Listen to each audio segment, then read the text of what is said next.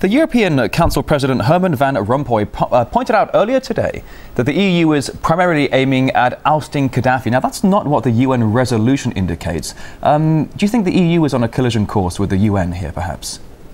I was very shocked, and I've just been to a private meeting with him of 7 of us from the European Parliament where he repeated that. So it's perfectly clear that as far as Rompuy is concerned, regime change is why we're involved in Libya.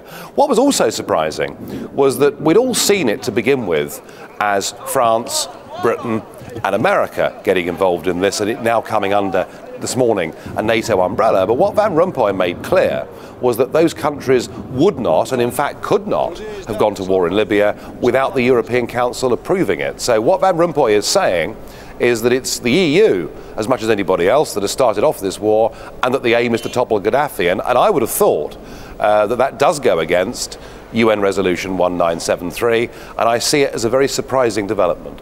All right, let's draw some comparisons here, if we may. Back in 1999, NATO bombed the former Yugoslavia for almost 4 months and still introduced ground forces to take full control. Now we hear the reports that 4,000 US Marines are being moved closer to Libya. Do you think, is there really support for another ground offensive? I don't believe there's any support for another ground offensive, and certainly if I talk about British public opinion, you know, we've been told by the Armed Forces Minister, Nick Harvey, in response to a question, what is the length of our commitment? He replied, how long is a piece of string? Well, goodness me, we've had British troops on the ground in Afghanistan now for over 10 years. I don't think there's any appetite for us getting involved in foreign wars where we cannot directly see our own national interests being threatened, and where, frankly, if we go in to support the rebels, we don't even know who they are or what they stand for or what they want. I don't think anybody has thought this through, not just in the context of Libya and ground forces, but hey, what about the Yemen? What about Syria? What about Bahrain? What about Saudi Arabia? I mean, is there really, do Sarkozy or Van Rompuy or Cameron, have they thought about a strategy for North Africa and the Middle East? But when you talk about Yemen and Bahrain, for example, we're seeing protests, anti-government protests, people fighting for the same cause as what we've seen in Libya. Why is it then that Western powers have gotten involved in Libya and not in places like Bahrain and Yemen? Well, look, I mean, you're asking me the question.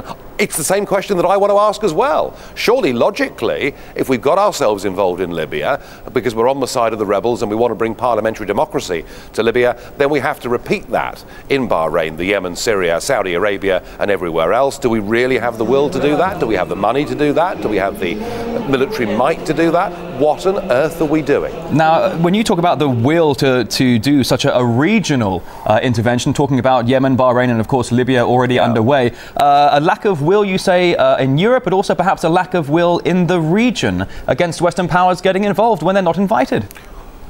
Well, I would have thought that's true as well, and you know, it may well be that the people defending Benghazi against Gaddafi are at the moment very grateful for the help they've had over the course of the last week. But you know, if we run this on any longer, we may well find ourselves with ground troops in a country where we actually alienate both sides of the conflict. So I am very, very nervous and very sceptical. I don't like what's happening in Libya, but here we are, throwing in our aircraft, possibly about to throw in our troops, against a man who just 4 months ago, Mr. Van Rompuy, was hugging in public.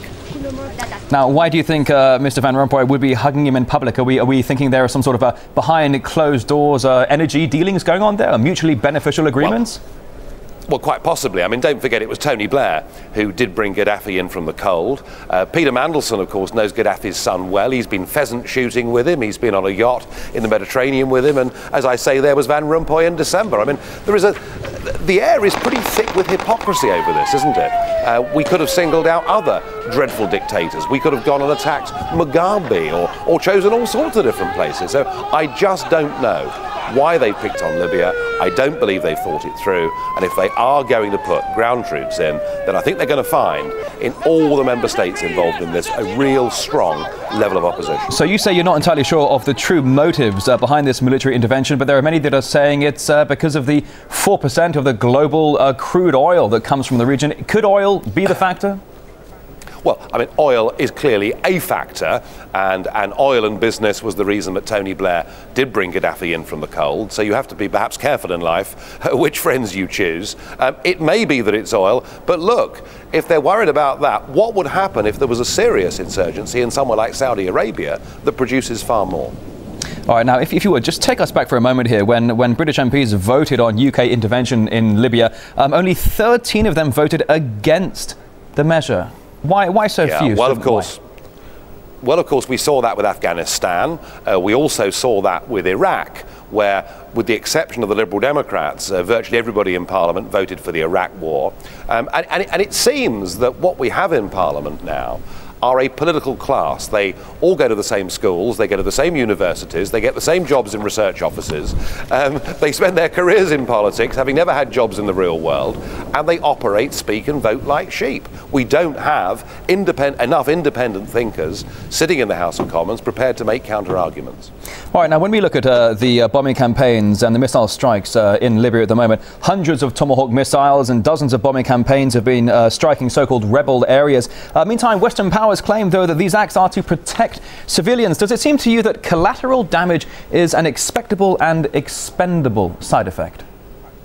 Well, I don't think it matters, how good your missiles are, how up-to-date your kit is. There is no doubt that if you're involved in military intervention, unfortunately, however much you try and pick the targets and select the targets, there is bound to be a number of civilians that get killed in these things. I mean, I think that is just a fact of modern war of this nature.